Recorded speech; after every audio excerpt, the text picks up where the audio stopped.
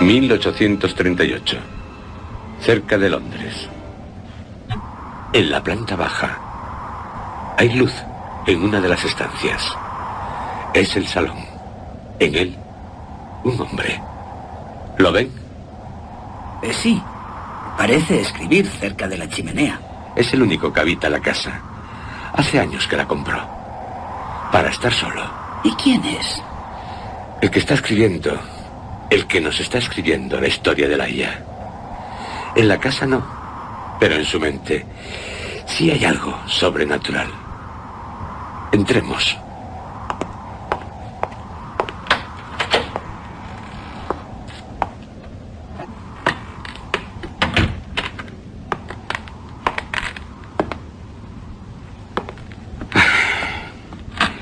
No puedo recordar. Ahora no puedo recordar. ¿Saben? Ahora sí hay fantasmas en la casa. Somos nosotros. Llegados de un futuro, en un presente, el presente de este hombre, para conocer una historia del pasado. ¿No existimos para él? No. ¿Invisibles? Más que eso, inexistentes. Para él, solo para él. Nuestras preguntas únicamente las oirá en su mente. Nuestras preguntas son sus propias preguntas. ¿Qué es lo que no puede recordar? ¿Quién? Pero si estoy solo. No obstante, me pareció que alguien me preguntó qué es lo que no puedo. Tal vez me lo haya preguntado a mí mismo. Sí, eso habrá sido. ¿Qué es lo que no puedo recordar? Se responderá a él y a nosotros. Juro por mi alma que no puedo recordar cómo, cuándo, dónde, cómo, cuándo y dónde conocí a Lady Laia. ¿Por qué? Sí. Son muchos los años que han transcurrido desde entonces. Y sobre todo, los muchos sufrimientos pasados han debilitado mi memoria. ¿Seguro? Sí. Aunque tal vez, quizá ahora, no pueda recordar cómo, cuándo y dónde conocí a Laia debido al carácter de mi amada. ¿Al carácter de Laia? Sí. Su belleza tan singular y sin embargo tan plácida. Su extraordinaria erudición, su elocuencia tan penetrante y tan cautivadora.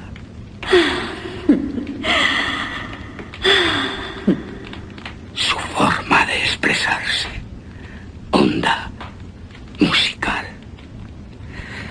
Sí, debido a su carácter, los recuerdos se me presentan difuminados. Entró en mi corazón con pasos tan constantes, tan cautelosos, que los rasgos de su carácter me quedaron ignorados. No obstante, creo que la conocí en una ciudad cerca del Rin. Una ciudad grande, antigua, ruinosa. Allí fue donde la veía con frecuencia. Sí, en aquella ciudad fue donde la conocí. ¿Qué ciudad era? No lo sé. Como tampoco sé, aunque sin duda me habló de ella, quién era su familia. No cabe duda de que su estirpe era antigua, remota. Laia. Sumido como estoy en estudios que por su índole pueden, como ninguno, amortiguar las impresiones del mundo exterior, solo por esta dulce palabra, Laia, solo por su nombre acude a mi fantasía la imagen de la que ya... Sí. De la que ya no existe.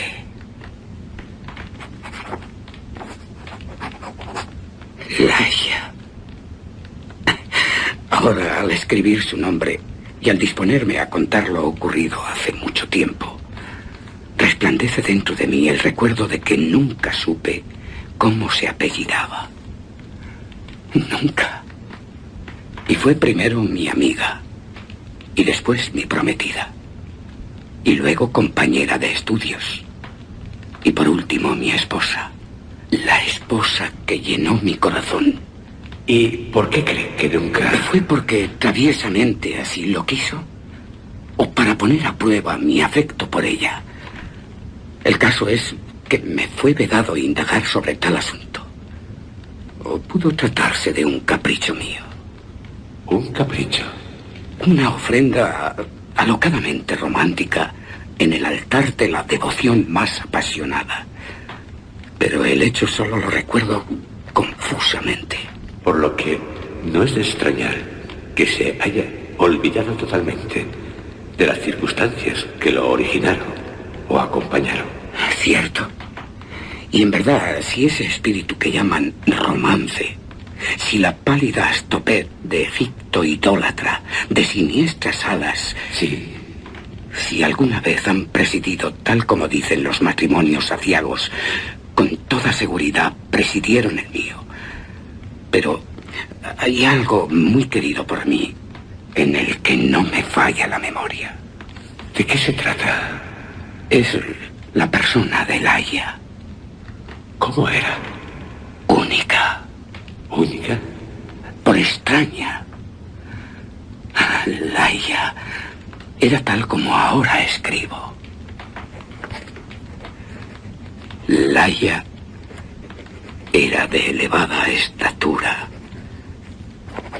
algo delgada. Diría que en sus últimos días, un tanto descarnada. Sería vano, al menos, por mi parte, el pretender describir su majestad, la serena y tranquila soltura de su porte, o la inconcebible ligereza y soltura de su paso. Entraba y salía como una sombra. Nunca advertía su aparición en mi cerrado gabinete, en el que me sumía en mis trabajos, de no ser por la amada música de su dulce voz. Una voz delicada, profunda. Posaba su mano como la de una escultura de mármol sobre mi hombro. Ninguna mujer igualó nunca la resplandeciente belleza de su rostro. Era el resplandor de un sueño de opio, una etérea visión, una visión que causaba arrebato, más extrañamente divina que las fantasías que flotan en las almas adormecidas de las hijas de Delos, de esa isla griega allá en el mar Egeo, que es cuna de Apolo y Diana.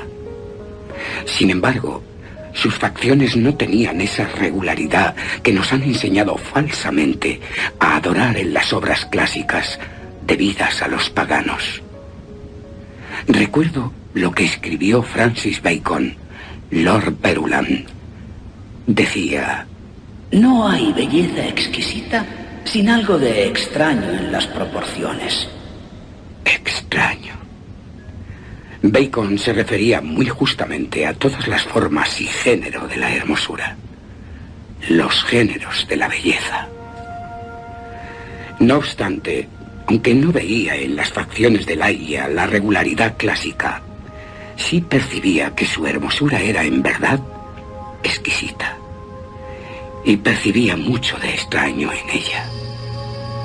Pero en vano intenté descubrir la irregularidad en sus facciones, así como averiguar mi propia percepción de lo extraño. Examiné el contorno de su frente alta, muy pálida. Era impecable, impecable. Qué fría resulta esta palabra aplicada a una majestad tan divina. Impecable por la piel que rivalizaba con el más puro marfil, por la amplitud dominante y la serenidad, la noble prominencia de sus parietales.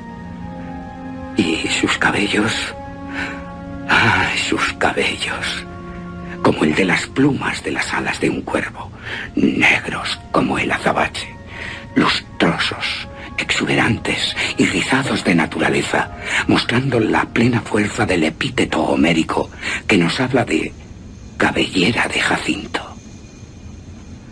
Miraba el delicado perfil de la nariz, y solo en los medallones de los hebreos he visto una perfección semejante.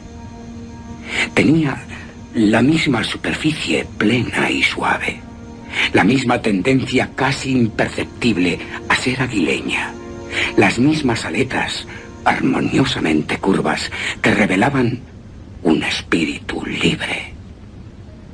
Contemplaba la dulce boca.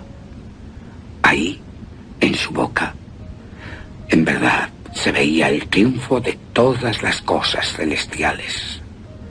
La curva magnífica del corto labio superior y la suave, voluptuosa calma del inferior, los hoyuelos juguetones y su expresivo color, los dientes reflejando con un brillo casi sorprendente los rayos de la luz bendita, sagrada, que caían sobre ellos serena y plácidamente.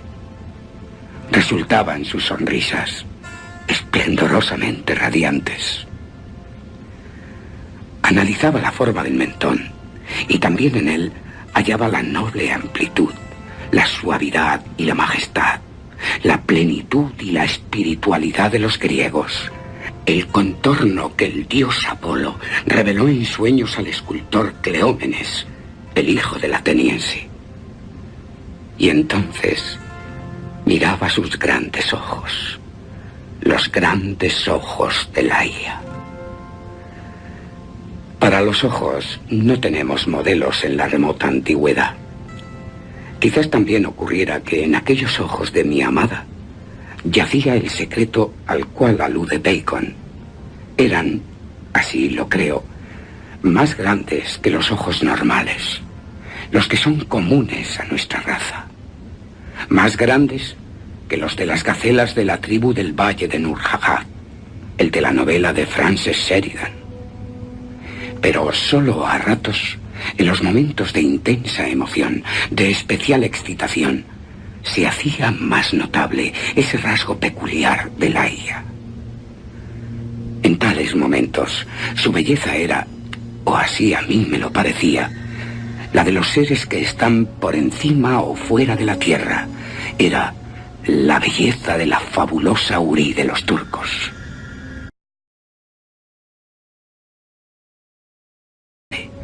Y sobre ellos caían oscuras y largas pestañas. Las cejas de línea algo irregular mostraban el mismo matiz. Lo que de extraño encontraba en sus ojos era, sin embargo, de una naturaleza distinta a la forma, el color o el brillo de los rasgos. Debía atribuirse, sí, solo debía atribuirse a la expresión.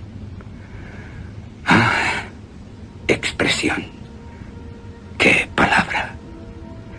Una palabra sin sentido, tras cuya vasta latitud de simple sonido se atrinchera nuestra ignorancia de lo espiritual.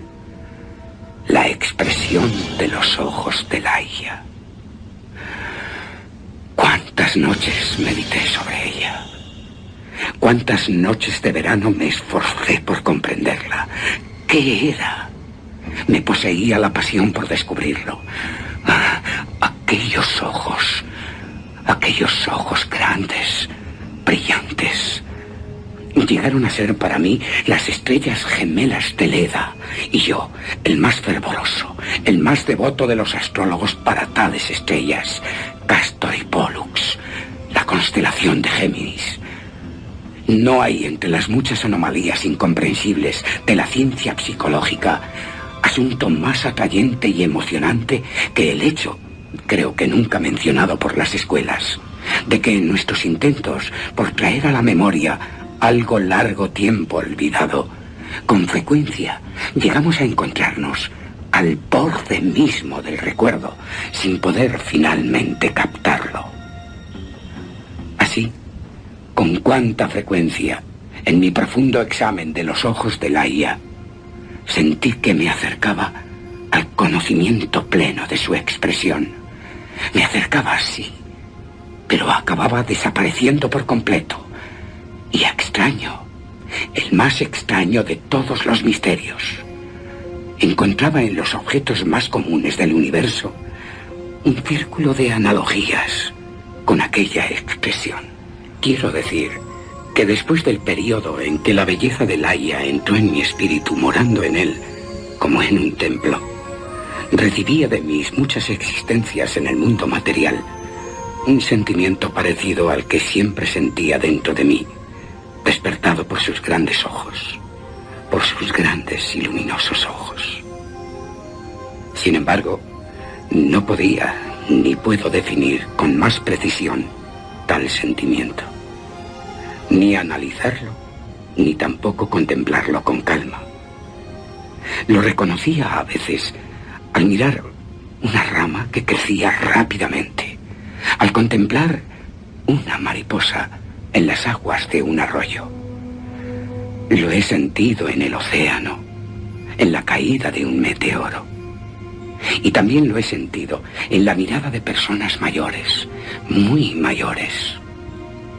Y hay una o dos estrellas en el firmamento, especialmente una de sexta magnitud, doble y cambiante, que se encuentra cerca de la gran estrella de Lira, que tras ser examinadas con el telescopio, me han inspirado el mismo sentimiento. Me ha colmado el escuchar ciertos sones de instrumentos de cuerda, y no pocas veces al leer pasajes de determinados libros. Entre innumerables ejemplos, recuerdo bien algo de un libro de Joseph Glanville, que nunca ha dejado de inspirarme ese sentimiento. Quizás, quién sabe, por lo insólito, por su rareza. Y allí dentro está la voluntad que no muere. ¿Quién conoce los misterios de la voluntad y su fuerza? Pues Dios no es sino una gran voluntad que penetra todas las cosas por obra de su intensidad. El hombre no se doblega a los ángeles, ni cede por entero a la muerte, como no sea por la flaqueza de su débil voluntad.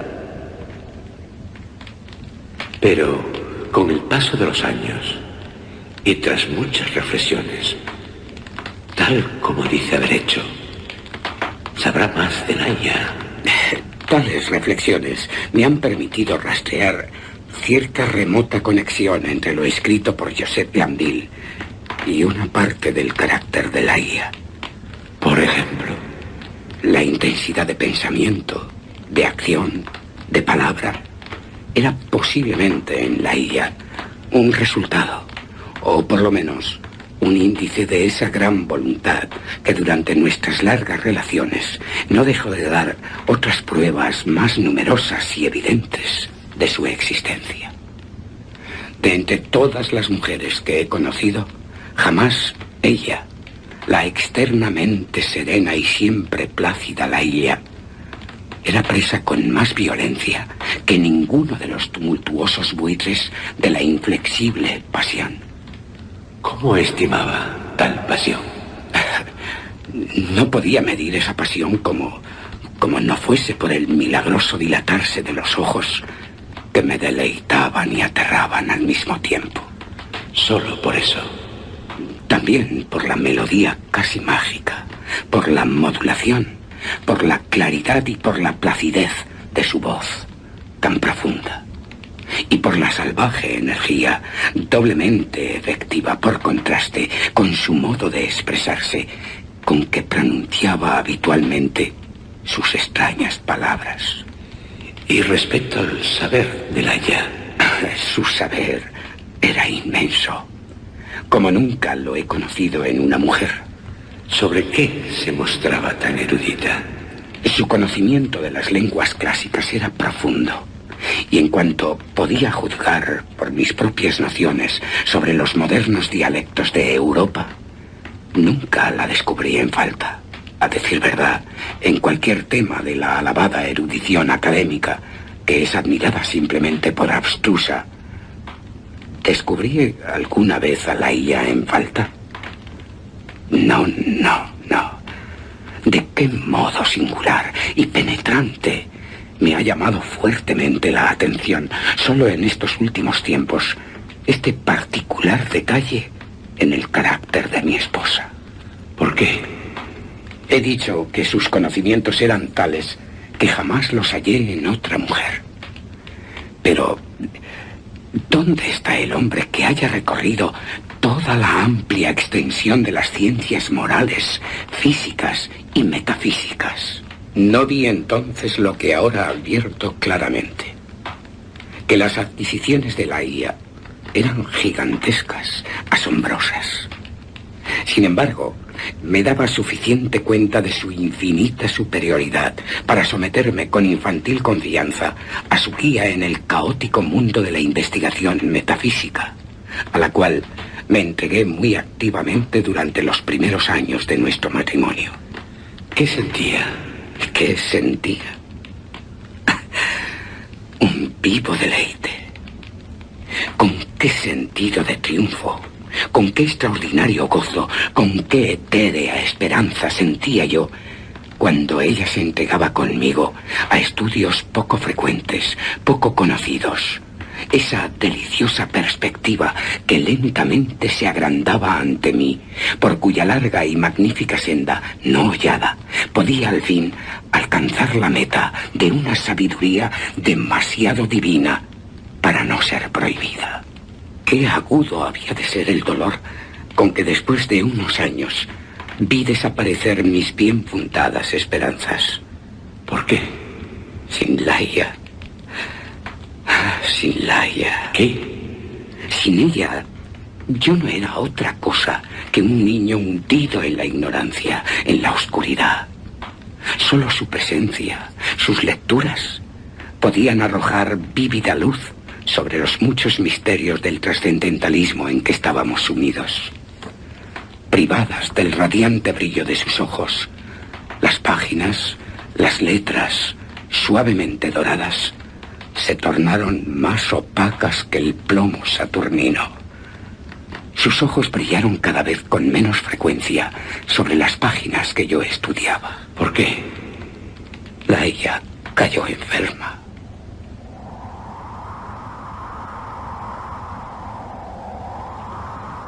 En esta noche, sus ojos, sus extraños y vehementes ojos, brillan demasiado. Sí, demasiado. Y sus pálidos dedos están adquiriendo la transparencia cerúlea de la tumba. Sus venas azules, de su alta frente, laten con ímpetu, se dilatan, se encogen al tener hasta la menor emoción. Va a morir. Tengo que luchar con el siniestro Azrael, el ángel de la muerte, según los mahometanos. Aunque su lucha aún es más fuerte que la mía, más enérgica, me asombra. No es de extrañar que se asombrara. Había visto muchos rasgos de su inflexible carácter que llegaron a convencerme y a creer que para ella la muerte vendría sin terrores. Pero ¿no fue así? No fue así. Las palabras no son capaces de dar una idea de la fiera resistencia que opuso a la sombra, a la muerte. Gemí de angustia ante tan lamentable espectáculo. Hubiera querido calmar, hubiera querido razonar, pero en la intensidad de su salvaje deseo de vivir, solo vivir, el consuelo y la razón eran el colmo de la locura. Sin embargo, hasta el último momento, en las convulsiones más violentas de su espíritu indómito, no se tambaleó la placidez externa de su porte. Su voz se volvió aún más suave, más profunda. Sin embargo, ¿qué? No me agradaría el pensar demasiado en el extravagante sentido de aquellas palabras pronunciadas con calma, en su extraño significado. Mi mente vacilaba mientras escuchaba fascinado una melodía más que humana, conjeturas y aspiraciones que ningún mortal había conocido hasta entonces. De su amor no podía dudar, y me era fácil comprender que en un pecho como el suyo, el amor no reinaba como una pasión ordinaria. Pero solo en la muerte quedé plenamente impresionado con la fuerza de su afecto. Durante largas horas, reteniendo mi mano, desplegaba ante mí las exuberantes expresiones de un corazón cuya devoción, más que apasionada, llegaba a la idolatría. ¿Cómo es que había merecido yo la bendición de tales confesiones? ¿Cómo es que había merecido la condena de que mi amada me fuese arrebatada cuando más la necesitaba? Pero no, ¿qué? No quiero extenderme más sobre este asunto. Es algo que no puedo soportar.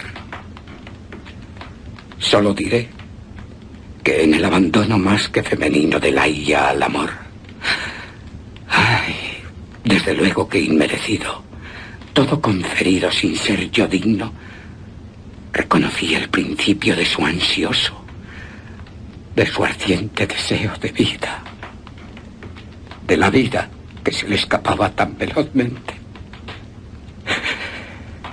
No soy capaz de describir esa ansia salvaje, esa vehemencia del deseo de vivir, solo vivir. Me faltan palabras para ello. En la noche en que murió, me llamó imperiosamente. Me pedía que le repitiera ciertos versos que ella había escrito unos días antes. La obedecí. ¿Los leyó? Sí, los leí. Son estos. Mirad, es una noche de gala. En los últimos años solitarios. La multitud de ángeles alados, con velos en lágrimas bañados, son los que en un teatro como espectadores contemplan un drama de esperanzas y temores. Mientras toca la orquesta de vez en cuando, la música sin fin de las esferas. En la imagen de Dios en lo alto, mimos o bufones murmuran y mascullan con voz queda, y vuelan de un lado a otro, meros títeres ellos que entran y salen, apremiados por vastas cosas informes, que el escenario extrañamente alteran sin cesar, agitando, desplegando sus alas, un invisible pesar, una larga aflicción. Complicado drama, no cabe duda, jamás podrá ser olvidado. Con su fantasma siempre perseguido por una multitud que no lo alcanza, en un círculo que siempre vuelve al lugar primitivo, al eterno lugar.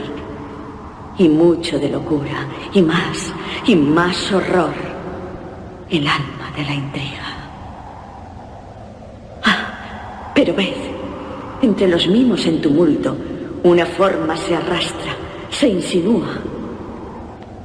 Roja como la sangre serpentea, se retuerce en la escena al dejar de estar en una dramática soledad. Se retuerce, y con hartos dolores, los mimos presa suya son, y sus fauces destilan sangre humana. Llorando los ángeles ante tan horribles colmillos. Apagad las luces, todas apagadas. Y sobre cada forma estremecida, el telón, un paño mortuorio, cae con furia tormentosa, y los ángeles ya todos pálidos y tristes, ya de pie, ya sin velos, proclaman que el drama es la tragedia del hombre, y que es su héroe, el gusano vencedor. Ya de pie, el gusano vencedor. Oh, Señor. La hija se incorpora casi de un salto. Tiende sus brazos al cielo con movimientos espasmódicos. Oh, Dios. Oh, Padre Celestial. Laia. Estas cosas han de ocurrir irreversiblemente. No. No son irremediables. ¿Acaso el vencedor no será alguna vez vencido? ¿Acaso no somos una parte de ti? ¿Quién qué, Laia? ¿Quién conoce los misterios de la voluntad con todo su ímpetu, con toda su fuerza? El hombre no se doblega a los ángeles, ni cede por entero a la muerte,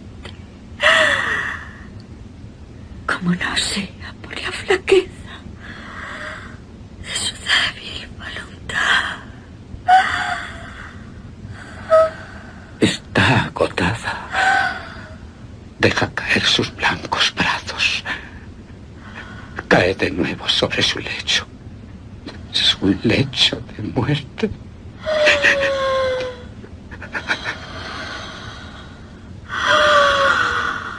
El hombre no se doblega a los ángeles. De nuevo lo escrito por Glanville. El hombre no se doblega a los ángeles, ni cede por entero a la muerte, como no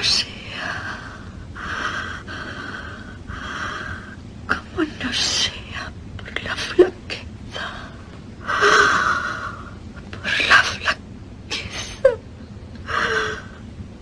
de su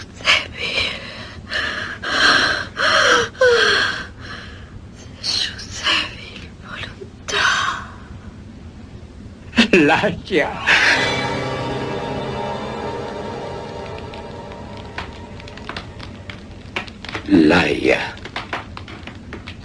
Laia había muerto. ¿Y usted? Quedé totalmente deshecho por el dolor, abrumado, aterrado. No pude soportar más la desesperante soledad de mi morada, ni tampoco aquella ciudad tan sombría y tan ruinosa a orillas del Rin. ¿Se fue? Sí. Me alejé del lugar. No me faltaba lo que el mundo llama fortuna. Laia me había legado mucho, mucho más de lo que por lo común cae en suerte a los mortales. ¿Qué hizo? Vagabundear durante unos meses. Ir de aquí para allá sin ningún rumbo marcado. Nunca olvidaba sus últimas palabras, las que escribió Glanville. El hombre no se doblega a los ángeles, ni cede por entero a la muerte, como no sea por la flaqueza de su débil voluntad. De su débil voluntad. Sí, fui de un lado para otro hasta que acabé comprando una abadía. ¿Qué abadía? No diré su nombre. Una abadía en una de las regiones más apartadas, menos frecuentadas de la hermosa Inglaterra. La reparé en parte y me quedé en ella a vivir. En la mayor de las soledades. Hasta que... Hasta que llevé al altar, en un momento de enajenación, como sucesora de la inolvidable Laia, a Lady Rowena Trevanion, la de rubios cabellos y ojos azules. ¿Y Laia? El recuerdo de Laia. Ella había muerto. Pero en mi recuerdo vivía. Y ella solo había querido vivir. Vivir.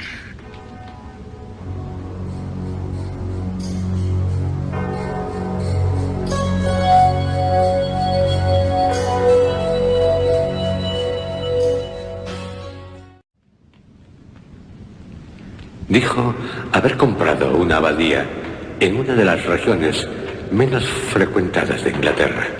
Sí.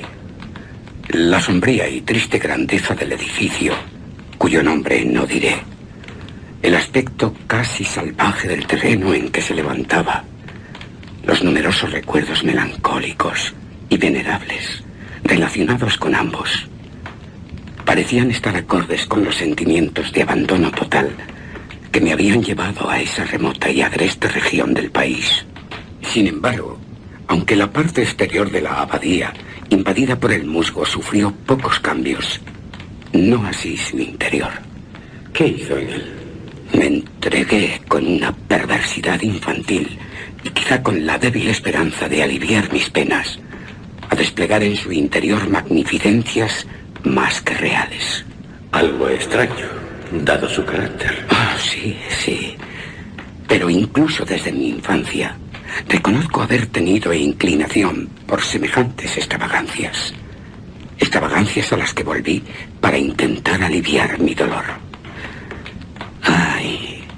Cuánto de incipiente locura podría descubrirse en los suntuosos, en las espléndidas cortinas, tapices, en las solemnes esculturas traídas de Egipto, en las extrañas cornisas y en los no menos extraños muebles, en los extravagantes diseños de las alfombras, todas con borlas de oro. Me había convertido en un esclavo preso en las redes del opio, y tanto mis trabajos como mis planes se habían teñido del color de los sueños. Pero no debo seguir hablando de tales absurdos. Sí, hablaré de la estancia por siempre maldita, en la que, debido a un momento de enajenación, conduje al altar a Lady Rowena Trevanion de Tremaine. La conduje como sucesora de la inolvidable Laia. Lady Rowena, la de cabellos rubios, la de ojos azules. Los de Laia eran negros, tan negros como las plumas de un cuervo, y negros sus cabellos. Recuerdo muy bien aquella cámara nupcial. ¿Cómo era? No hay un solo rincón de la estancia que no aparezca ahora ante mis ojos. ¿Dónde tenían el corazón los miembros de la orgullosa familia de Lady Rowena para permitir, movidos por su ansia de oro, que una doncella, una hija tan querida, cruzara el umbral de un aposento tan adornado? Sí, recuerdo minuciosamente todos los detalles, hasta los más simples de la cámara. En cambio, olvido tristemente asuntos de verdadera importancia. La cámara de un lujo fantástico. ¿Dónde estaba? La cámara estaba en una alta torrecilla de la fortificada abadía. Tenía forma pentagonal, siendo de grandes dimensiones. Toda la fachada sur del pentágono era ocupada por una única ventana, un gigantesco cristal de Venecia de una sola pieza y de matiz plomizo. Los rayos del sol, al atravesarlo, caían con un brillo siniestro y espectral sobre todos los objetos. En lo alto de esta gran ventana se extendía el enrejado de una antigua enredadera que tropaba por los sólidos muros de la torrecilla. ¿Y el techo? Porque una estancia así tendría un El gran techo de oscuro roble era muy alto, demasiado. Abovedado y decorado concienzudamente con los motivos más extraños, grotescos, de estilo semigótico y semidruídico. Del centro mismo de esa melancólica bóveda colgaba de una sola cadena de oro de largos eslabones un inmenso incensario del mismo metal, de estilo sarraceno, con muchas perforaciones dispuestas de tal manera que a través de ellas, como si tuvieran la vitalidad de una serpiente, podían verse contorsiones, continuas contorsiones de llamas multicolores. Había también algunas otomanas y candelabros de oro de estilo oriental alrededor de la cámara. y el lecho nupcial de modelo indio, bajo, esculpido en ébano macizo, con un baldaquino como una colgadura fúnebre. Había algo más en la estancia. En cada uno de los ángulos había un gigantesco sarcófago de granito negro procedente de las tumbas reales situadas cerca de Luxor, con sus antiguas tapas cubiertas de inmemoriales relieves. Pero las fantasías más asombrosas se hallaban en los tapices. Las altas paredes, desproporcionadas, se cubrían en su totalidad de arriba a abajo en vastos pliegues por una pesada y espesa tapicería. Tapicería de un material parecido al de la alfombra de la estancia, la cubierta de otomanas y el lecho de ébano, del baldaquino y de las suntuosas volutas de las cortinas que ocultaban en parte la ventana. Era el material del más rico tejido de oro. Estaba cubierto a intervalos irregulares por arabescos de un pie de diámetro, de negro azabache. Pero estas figuras solo mostraban su carácter arabesco cuando se las miraba desde un determinado ángulo, por un procedimiento hoy común, originado en una época muy remota de la antigüedad. Cambiaban de aspecto. Así que, para quien entraba en la cámara, todo resultaba sorprendente. Sí, exacto. Al entrar tenían el aspecto de simples monstruosidades. Pero al acercarse, tal aspecto desaparecía gradualmente y paso a paso, a medida que se cambiaba de posición en la cámara, se acababa rodeado por una infinita serie de formas horribles pertenecientes a las supersticiones de los normandos o de las nacidas de sueños inconfesables de los monjes. El efecto fantasmagórico aumentaba grandemente por la introducción artificial de una fuerte y continua corriente de aire detrás de los tapices, la cual daba una horrenda e inquietante animación al conjunto. Una cámara, en verdad, muy rara. En ella pasé con Lady de Tremaine las impías horas del primer mes de nuestro matrimonio. Las pasé con no poca inquietud. Que mi mujer me temiera, dado lo hosco de mi temperamento, que me huyera y que me amara poco o muy poco, era algo que no podía pasar por alto. ¿Pero qué? La verdad es que me causaba más placer que otra cosa. ¿Por qué? La aborrecía con un odio tal que más bien pertenecía a un demonio que a un hombre. ¿Y eso? Mi memoria volaba. Y con qué intensa nostalgia hacia Laia. Laia. Mi amada Laia. La augusta, la hermosa, la enterrada Laia. Me recreaba, me embriagaba con los recuerdos de su pureza, de su sabiduría, de su elevada y etérea naturaleza, de su amor apasionado que alcanzaba la idolatría. Mi espíritu ardía plena y libremente, con más intensidad que el suyo. En la excitación de mis sueños de opio, estaba encadenado con los grilletes de tal droga. La llamaba, gritaba su nombre en el silencio de la noche o durante el día, por los sombreados y estrechos valles, como si con esa salvaje pasión, con el fuego devorador de mi deseo por la desaparecida, pudiera restituirla a la senda que había abandonado. Era posible que para siempre, la senda que había abandonado en la tierra.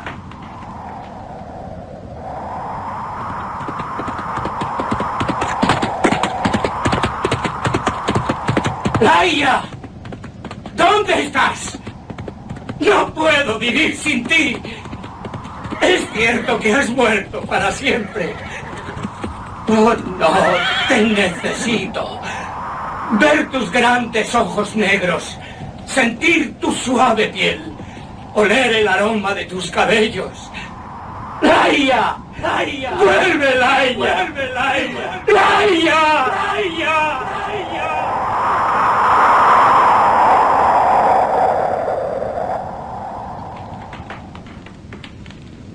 Pero Laia no volvió. Estaba muerta. ¿Muerta? Ah, sí. Aunque... ¿Sí? Al comienzo del segundo mes de matrimonio, Lady Rowena cayó repentinamente enferma. Se repuso lenta, muy lentamente. La fiebre que la consumía perturbaba sus noches.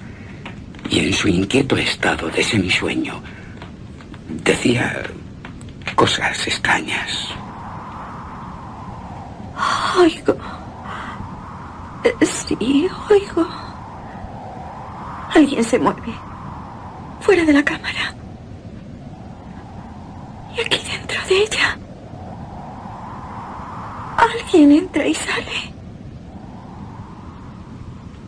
Atribuí lo que me decía a extravíos, a trastornos de su imaginación.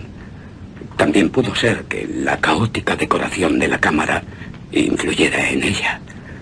Pero al fin, tras una larga convalecencia, se restableció totalmente. Y no volvió a oír a nadie por la torrecilla de la abadía, dentro o fuera de la cámara. No, pero... ¿Ocurrió algo más? Tras un breve periodo, volvió a caer enferma. Esta enfermedad era más violenta. La arrojó de nuevo al lecho de dolor. ¿Se restableció? De este mal, dada su constitución, que siempre había sido débil, nunca se repuso del todo. Sus males, desde entonces, tuvieron un carácter alarmante y de una recurrencia aún más alarmante. Decían los médicos. La verdad es que el mal de su esposa desafía nuestros conocimientos. Son muchos los esfuerzos que hacemos, pero la enfermedad está como aferrada a su constitución. Ha invadido a su esposa. Parece que no es posible desterrarla por medios humanos. Lo sentimos, señor. Aumentaba en Lady Rowena su irritabilidad nerviosa. Y de nuevo hablaba cada vez con más frecuencia e insistencia de los leves sonidos, de los movimientos insólitos que decía oír. En una noche, hacia finales de septiembre, requirió mi atención sobre tan penoso asunto con mayor insistencia que en ocasiones anteriores.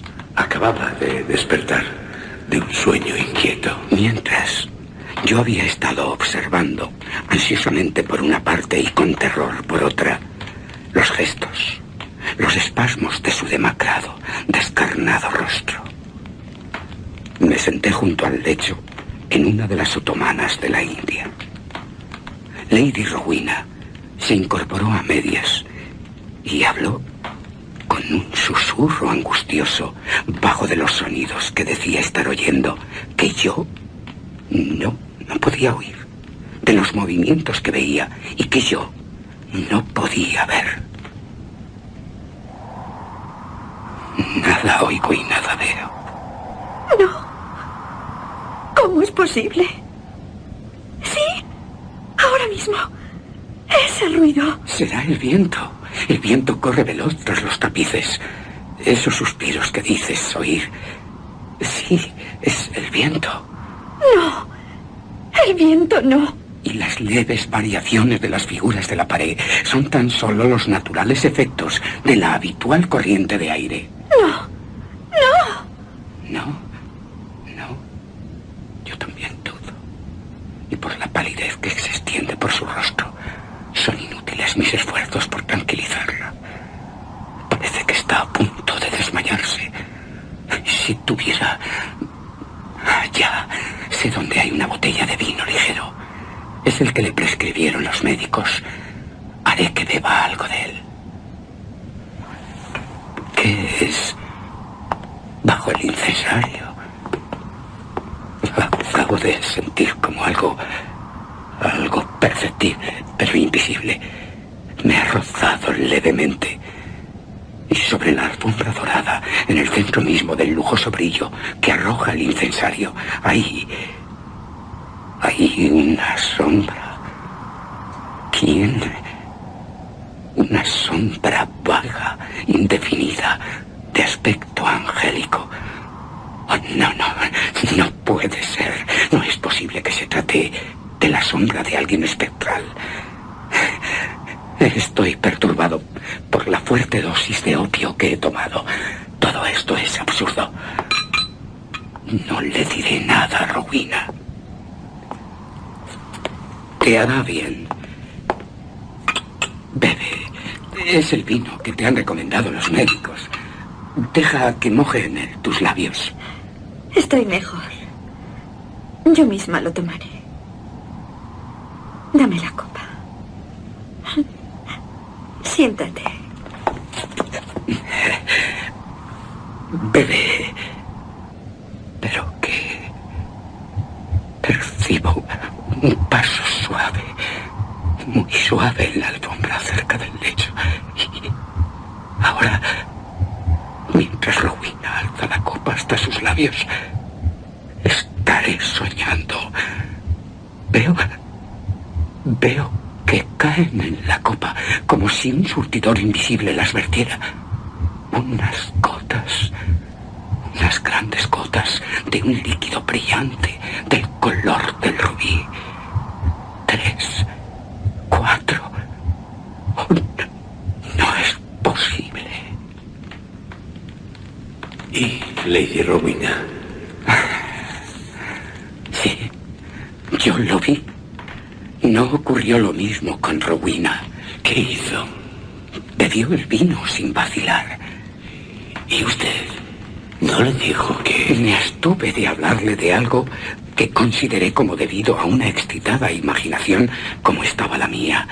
La hora, el opio y sobre todo el terror de mi esposa. Sin embargo... ¿Qué? Sin embargo, no puedo ocultar que inmediatamente después de la caída de las gotas color rubí, se produjo en Rowena un rápido empeoramiento. Se agravó su mal, tanto que a la tercera noche se la preparó para la tumba. Las doncellas se encargaron de ello con gran cuidado. La cuarta noche la pasé solo, con su cuerpo amortajado ante mí, en aquella fantástica cámara en la que había recibido como esposa. Extrañas visiones revoloteaban como sombras delante de mí. ¿Qué visiones? Observé con ojos inquietos los sarcófagos de los ángulos de la estancia, las cambiantes figuras de los tapices, el bailoteo de las llamas multicolores en el incensario colgado del techo. Fue cuando, mientras intentaba recordar lo ocurrido en la noche anterior, cuando reparé en el lugar, bajo el brillo del incensario en que había visto las débiles huellas de la sombra. Pero ya no estaba allí. Dirigí la mirada, respirando más calmado, hacia la pálida y rígida figura tendida en el lecho. La figura de Rowena. Me asaltaron 1000 recuerdos de la ella. Ella volvió a mi corazón con la turbulenta violencia de un mar bravío. A la ella también la había visto así, amortajada como estaba Rowena. La noche avanzaba y lleno de amargos pensamientos sobre mi amada Laia, permanecí mirando el cuerpo de Rowena. Puede que a la medianoche, pues no tenía una clara conciencia del tiempo, algo me sacó de mi ensueño. ¿Qué? Me pareció oír un sollozo suave. Pero ahora no lo oigo. Es como si un terror supersticioso me invadiera. Lo habré soñado. No puede ser. Y en el cadáver de Rowena no advierto ningún movimiento. Sin embargo, no puedo haberme engañado. Un ruido, aunque sofocado, sí que oí. Algo me despertó, pero Rowena está muerta. No hay nada que arroje luz sobre el misterio. Pero en su rostro hay color. Un color débil, apenas visible. Pero lo hay en las mejillas. Y también, sí, también a lo largo de las pequeñas venas hundidas de los párpados. Ay, siento que mi corazón deja de latir, que mis miembros se ponen rígidos. Me invade una especie de terror, un espanto indecible, algo que no se puede explicar con palabras. No debo caer. Tengo que serenarme. Es mi deber. Sé lo que ha ocurrido. Nos hemos precipitado en los preparativos. Claro, Rowena aún vive. Es necesario que haga algo de inmediato. ¿Pero qué? Esta torrecilla está apartada de las dependencias de la abadía en la que residen los sirvientes. No hay nadie cerca de esta cámara. No hay forma de llamarles, de pedirles ayuda. Y yo, si salgo en busca de los sirvientes, no puedo dejarla sola ni un instante. ¿Cómo hacer volver al espíritu de Rowena? Pero ahora ha recaído. No hay color en sus mejillas, ni en sus párpados. Están más pálidos que el mármol. Los labios aún más marchitos, más contraídos, con la espectral expresión de la muerte. Y un frío repelente se extiende por la superficie de su cuerpo. La rigidez cadavérica le ha sobrevenido de inmediato. ¿Y qué hizo? ¿Qué hice? Volví a sentarme en el diván del que tan rápidamente me había levantado. Y de nuevo me entregué a mis apasionadas visiones de la ira. Y así estuvo por... Así transcurrió una hora, hasta que volví a percibir, como en la ocasión anterior, un sonido muy vago del lecho. Escuché aterrado.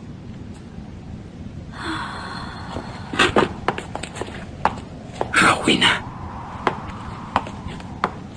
Tiemblan sus labios. Ahora se entreabren.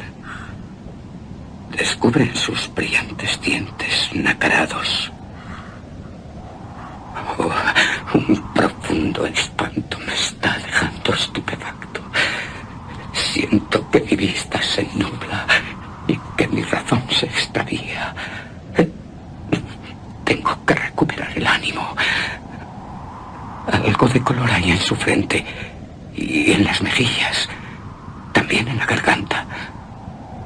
Toco su cuerpo y... sí, hay calor en su cuerpo, algo de calor. Siento latir su corazón, levemente, pero late, vive. Tengo que frotar sus manos, sus sienes, intentar que su respiración... sí, tengo que lograr que viva. Lo logró.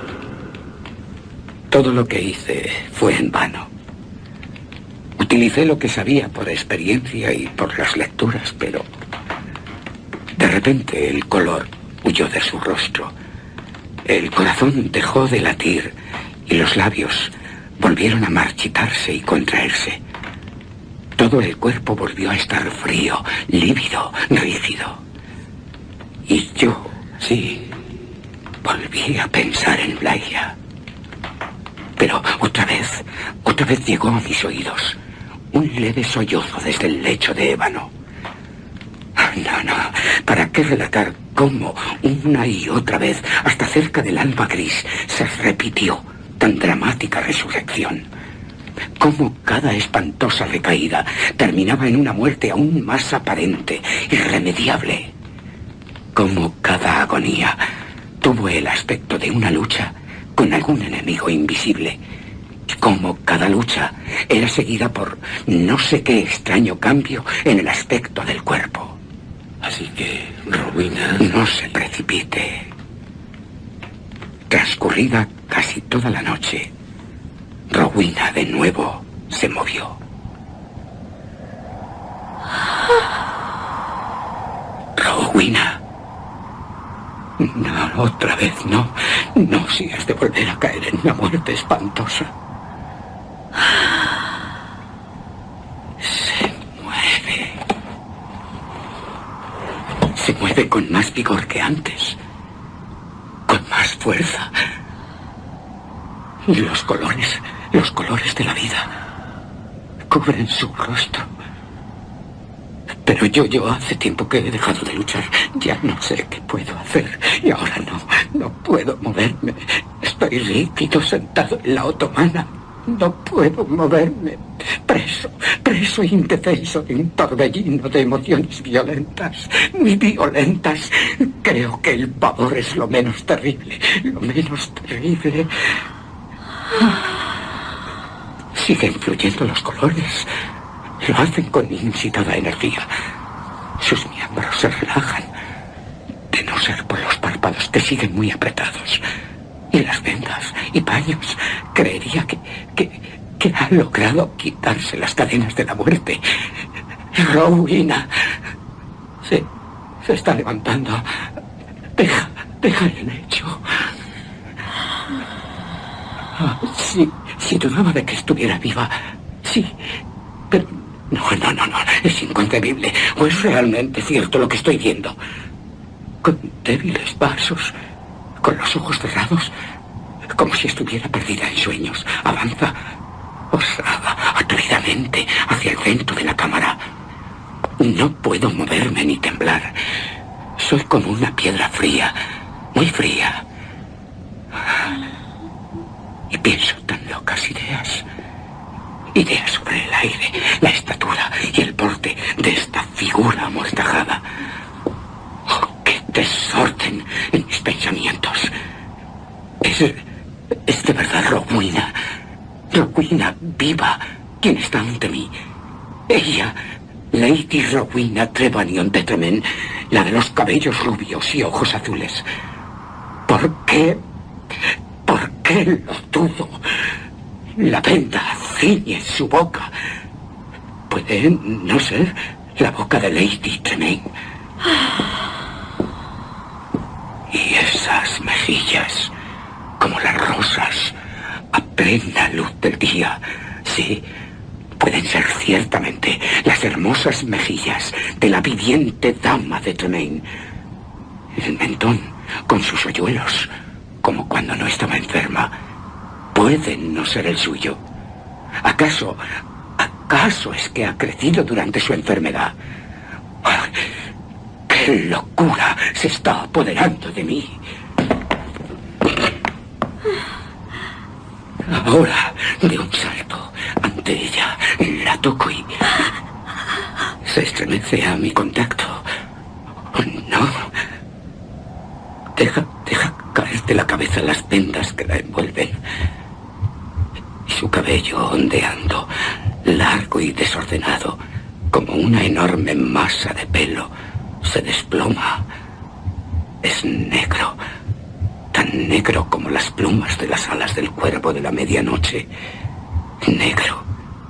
Pero los de Rowena, rubios, negros eran los de... Abre lentamente los ojos. En esto, por lo menos, nunca podré equivocarme. Estos ojos, estos son los grandes ojos, los negros ojos, los extraños ojos de mi amor perdido, los de Lady Laia.